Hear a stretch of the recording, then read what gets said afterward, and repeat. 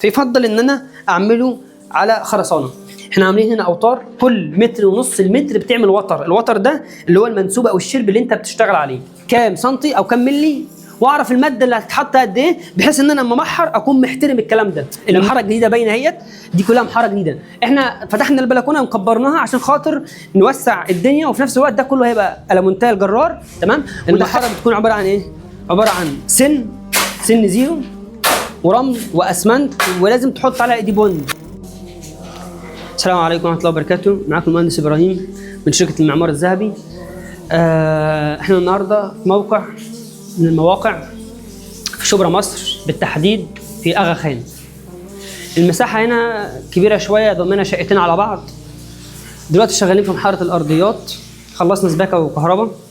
هنشوف برضو محاره الارضيات وطريقه عمل محاره الارضيات، بس خلينا الاول نبص على محاره الارضيات، وبعد كده نتكلم في شغل الكهرباء كله وشغل السباكه والتنسيق اللي احنا عاملينه.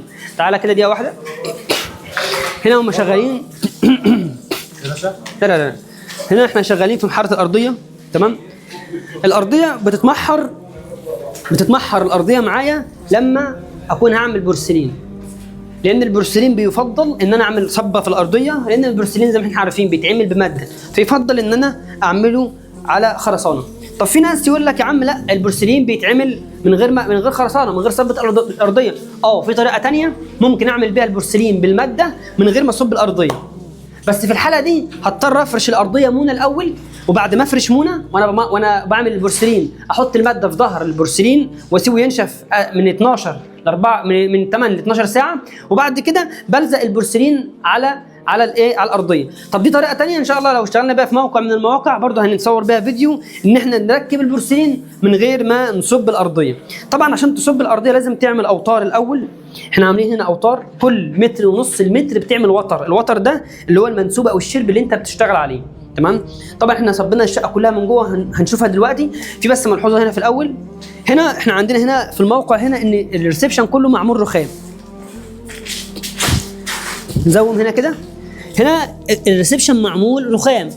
طيب انا علشان امشي الشرب الرخام مع البورسلين لازم احترم سمك السيراميك وسمك الماده. طيب السيراميك بيختلف من نوع لنوع، ممكن اجيب سيراميك السمك بتاعه سنتي وفيه 7 مللي وفيه سنتي ونص، فلازم اعرف كويس قوي السيراميك اللي عندي كام سنتي او كام مللي، واعرف الماده اللي هتتحط قد ايه، بحيث ان انا لما امحر اكون محترم الكلام ده. لما اجي احط الماده والبورسلين معلاش عن الشرب بتاعي اللي هو في الريسبشن او الرخام الموجود في الريسبشن. احنا هنا واطيين 2 سم عشان نسيب سنتي للبورسلين وسنتي للماده اللي تحت البورسلين. لو دخلنا كده على الحمام، هنا الحمام طبعا هنا الحمام عملنا الارضيه بتاعته اوطى شويه حوالي نص سنتي، علشان خاطر الحمام لازم في الطبيعي ان هو يبقى اوطى من الخارج، عشان لو في ميه في الحمام تروح على البلاعه. ما ينفعش البلاعه تبقى اعلى نقطه، المفروض البلاعه بتبقى اوطى نقطه. هنا برضو ده لسه شغالين فيه. الجزء اللي خلص ورا هنا دي اخر غرفه خلصت. طبعا بيعمل في الاخر تخشينه لمحاره الارضيه عشان البورسلين لما يتحط يلزق عليها يكون ماسك كويس. تمام. ده بالنسبه لشغل المحاره كله احنا شغالين فيه. بالنسبه لشغل الكهرباء برضو الملحوظه اللي بتكلم فيها كتير، لو بصينا على لوحه الخدمات معموله فين؟ معموله في وسط الشقه. معموله احنا اصلا هنا في الواقع اصلا ان دول كانوا شقتين وضمناهم على بعض.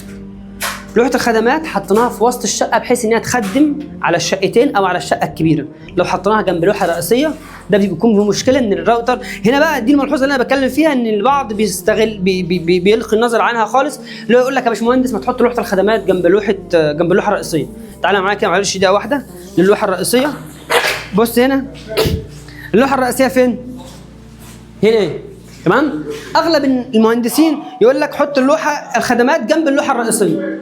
طب انت هنا في الحاله دي انت عندك هنا الشقتين مفتوحين على بعض ما شاء الله، يعني دي اللوحه الرئيسيه ما شاء الله. اخر الشقه هتمشي حوالي 30 متر. اخر الشقه فين؟ بص معايا اخر الشقه فين؟ لسه ورا خالص. طب انا المسافه دي كلها لما انا احط لوحه الخدمات جنب اللوحه الرئيسيه اصبح عندي الراوتر مش هيخدم على الشقه كلها، لكن لما احطه في الوسط هنا واحطه على مستوى عالي عشان الاطفال هيخدم معايا على الشقتين بالكامل. طبعا في الريسبشن هنا عملنا شويه تعديلات كهرباء، العلب كلها الجديده دي كلها هنا برضو موضوع الشاشه 3 علب فوق و3 علب تحت عشان خدمات لو جت في العالي او جت في الواطي يكون عامل حسابي على كل حاجه. تمام. هنا طبعا البراز دي كلها عملنا هنا حساب ركنه وعملنا على البراز عاليه، وهنا طبعا الاباريك دي كلها عشان البانوهات المعموله هنا، في هنا بانوهات على الجنبين، البانوهات ديت معمول حسابها في الاضاءات بتاعتها وفي كل حاجه. تمام. طبعا ضمينا دي كانت بلكونه، فتحنا البلكونه المحاره الجديده باينه اهيت، دي كلها محاره جديده، احنا فتحنا البلكونه وكبرناها عشان خاطر نوسع الدنيا، وفي نفس الوقت ده كله هيبقى المونتال الجرار. تمام. ودخلنا الجزء ده معانا في الريسبشن بحيث ان هو كله يبقى مع بعضه. برضو اليمه الثانيه كذلك، اليمه الثانيه كانت في بلكونه فتحناها وضمناها على الداخل. تمام. بس انا كنت عاوز اتكلم في ملحوظه المحاره الارضيات، ناخد بالنا من كذا حاجه من الاوتار.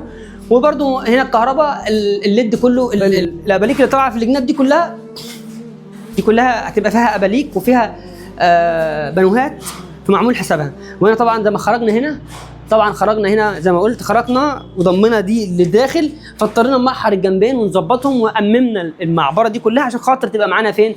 تبقى معانا في الريسبشن. طبعا الريسبشن ما شاء الله حاجه كبيره جدا، هنستغله طبعا في التصميم في الشغل البدايل وفي شغل الديكور كله هيستفيد بيه جدا.